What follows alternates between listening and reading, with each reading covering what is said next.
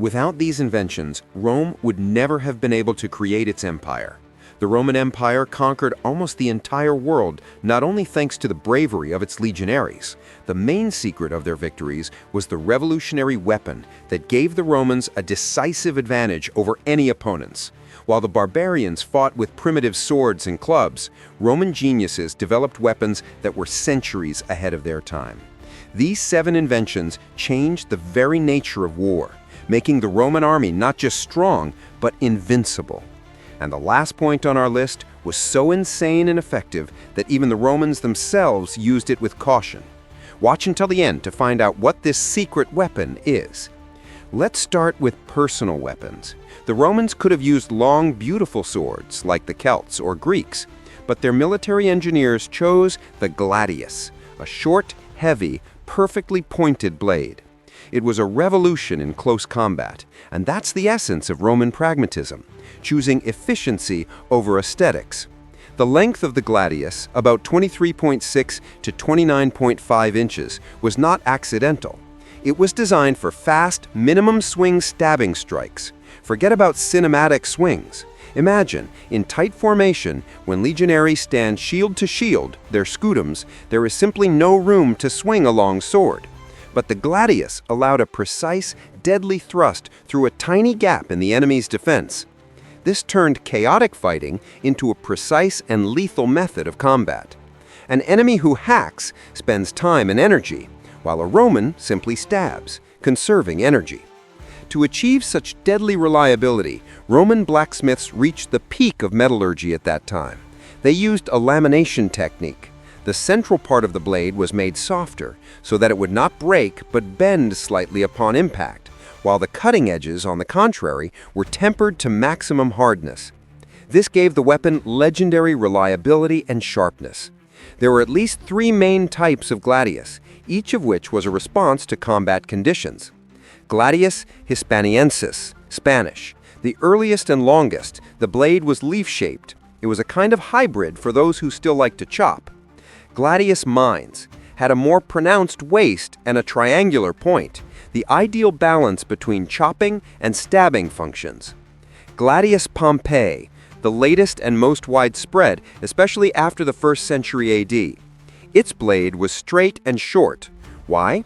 Because in a closed formation, it was the fastest for stabbing strikes. It is a pure, unadulterated tool for the fastest and most effective killing possible. The Romans didn't just adopt this sword, they perfected it, making it the ideal complement to the main element of their defense, the shield. And since we're talking about shields, it's time to move on to what made the Romans impenetrable on the battlefield. We already know how the Romans killed, but the scutum is the secret to why they weren't killed. It wasn't just a shield that you carried, but part of the Roman war machine that made you virtually invulnerable. The scutum was large, rectangular, about 47 by 30 inches, and most importantly, convex. Imagine a half-cylinder covering you from head to toe. This convex shape is the key point.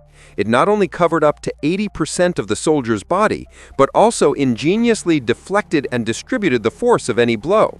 Axe, stone, javelin, all of this simply slid off or was dampened without causing critical damage. The shield was surprisingly light for its size, approximately from 12 to 16.5 pounds. It consisted of 3 thin layers of wood glued crosswise. On top, it was covered with leather, and the edges were reinforced with a bronze or iron rim. And in the center of the shield was a metal boss, or umbo, that looked like a large round bump. It covered the hand and also served as a formidable striking weapon. A blow from the boss could knock an enemy down, stun them, or be used as a ram in close combat. The scutum made the famous shield wall tactic possible. Legionaries held the shield in their left hand, and with their right they delivered stabbing strikes through the gaps with the gladius. This turned the infantry into an unshakable mobile fortress. But most importantly, the scutum is the basis of the testudo, or tortoise, which we will talk about at the end. Without this shield, this legendary tactic would simply be impossible. Good, we have discussed attack and defense in close combat. But how would the Romans defeat an enemy who hadn't even managed to approach yet? The answer lies in their next ingenious invention, a throwing spear that was created not to kill, but to break the will to resist. Third on the list is the pilum, a throwing spear that was a true nightmare for the enemies of Rome. It was created not just to wound, but to 100% disable the enemy's defense. The pilum was long, about 6.5 feet long, but its main feature was its construction. It had a wooden shaft and then a long, thin iron rod with a narrow point. When legionary threw the pilum from 50 to 65 feet, it pierced even the thickest enemy shield. And here's the main reason why this is genius. When the point got stuck in the wood, the thin, unhardened iron rod of the pilum bent under its own weight or upon impact with the ground. What did this mean for the enemy? He couldn't pull this bent, heavy piece of metal out of the shield. The shield became a useless ballast, too heavy to hold and unfit for combat. As a result, the warrior lost his protection and was forced to drop the shield to draw his sword. But pili were also used in close combat or for defense against cavalry. Legionaries could set them in the ground or use them to deflect a horse's impact. Thanks to the heavy head, the pilum retained high penetrating power even at close range. This made the Roman formation flexible and stable. Now we know how the Romans attacked and defended at the soldier level. But the empire was conquered not only by infantry. It required tools to erase cities and fortresses from the face of the earth. Now we take a step from the battlefield to engineering solutions. The castra, or standardized mobile camp, is Rome's invisible weapon. The Romans understood victory begins with a good night's sleep and a hot dinner. The castra allowed a legion, that's 6,000 people, to turn any wasteland into an impregnable, autonomous city fortress in just 2 or 3 hours. It was a perfectly designed fortress built according to a single plan anywhere in the empire, from Britain to Egypt. First, a ditch about 5 feet deep was dug. A rampart about 6.5 feet high was piled up from the earth. On top of the rampart, a palisade was placed, made of stakes that every legionary carried with him. The camp gave them order and protected them from any surprises. While the barbarians shivered from the cold at night and feared a sudden attack, the Romans slept in safe, fortified camps. Every legionary knew exactly where his tent was, where the headquarters was, where the hospital for the wounded was, and where the supply depot was. This is the main thing. The army became autonomous. It did not depend on local villages, did not fear night raids, and always had a safe base for storing siege engines and supplies. Each soldier was also an engineer. He carried not only a sword, but also a shovel, a pickaxe, and a basket. This was an army that could build itself a fortress in the middle of a clean field. The castra proves, in Roman warfare, discipline and logistics were just as important as spilled blood. But to truly conquer, the Romans needed to crush. They didn't just want to win the battle, they wanted to destroy the very will to resist, and for that, they needed something heavier. Now let's move on to their long-range artillery, the ballista, the pinnacle of Roman engineering. It is rightly called the sniper rifle of the ancient world. It was not just a huge slingshot, it was a long-range weapon capable of hitting specific targets with incredible accuracy. The ballista worked by means of tightly twisted ropes made of tendons or hair, which acted as powerful taut springs. It was these springs that gave it monstrous strength and stability. The ballista could launch huge arrows or heavy darts up to 1,640 feet, although at such a distance, of course, the accuracy dropped sharply. But at a distance of up to 330 feet, it was possible to hit one specific person or officer. The incredible accuracy for that time made it a strategic weapon. Roman commanders used ballistae for beheading the enemy army. They destroyed leaders, standard-bearers, and drummers at the beginning of the battle, which immediately caused panic and chaos in the enemy ranks. The Romans didn't just aim at the crowd, they aimed at the brain of the enemy army, making it blind and willless. The ballista also had a light, much more mobile version, the scorpion. It was compact enough to be transported by one mule and could fire at enemy positions while the infantry prepared to attack. However, the ballista, for all its accuracy, could not bring down a fortress wall. When it was necessary not just to scare, but to wipe a fortification off the face of the earth, the Romans brought out something heavier. And that's why it's time to talk about the real city destroyer.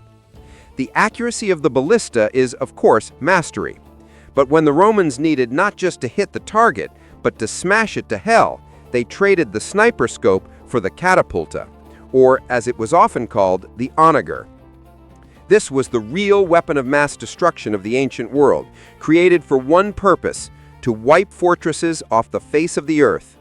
The catapulta worked on the same torsion principle, but was tuned for maximum force, not accuracy. The most powerful models threw huge stone projectiles weighing tens of pounds, over 22 pounds, for 1,300 feet. These stones were capable of piercing walls up to 6.5 feet thick, turning fortress structures into piles of rubble. The Romans constantly improved their art of siege, using mathematics and tables to calculate trajectories. And sometimes they loaded catapultas with incendiary mixtures to cause epidemics inside the besieged city. The appearance of catapultas outside a city often meant that the fortress would surrender before the first shot. So, we have the perfect sword, an invulnerable shield, a formation-breaking spear, a safe camp, and 2 types of artillery. But what's missing? A tactic that unites all this into a single, unbreakable force. It's time for our final and most insane invention. We've seen how the catapulta breaks walls, but how to overcome the last line of defense. The Romans invented something that makes people invulnerable to any fire. The testudo, or tortoise formation, was so effective that even the Romans themselves feared it, because it turned them into an absolutely defenseless target if they failed to maintain discipline. In the testudo, legionaries were covered with scudum shields from the front, sides, and most importantly, overhead. They formed an almost airtight, impenetrable dome like a real tortoise. Under this arch, they could advance through a barrage of arrows, spears, stones, and even boiling tar. No army of antiquity could stop this. Thanks to the convex shape of the scudums, arrows and logs simply slid off the inclined surface without piercing the structure. The effectiveness of the testudo depended exclusively on perfect obedience. Legionaries trained for hours to move synchronously.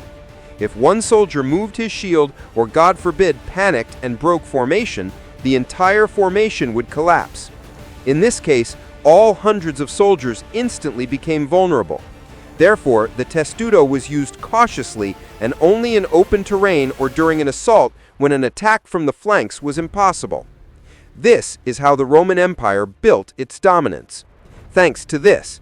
And now the main question. Which of these 7 inventions do you consider the most revolutionary? Write your opinion in the comments. Thank you for watching. Don't forget to subscribe and like so you don't miss the next immersion in history. See you soon!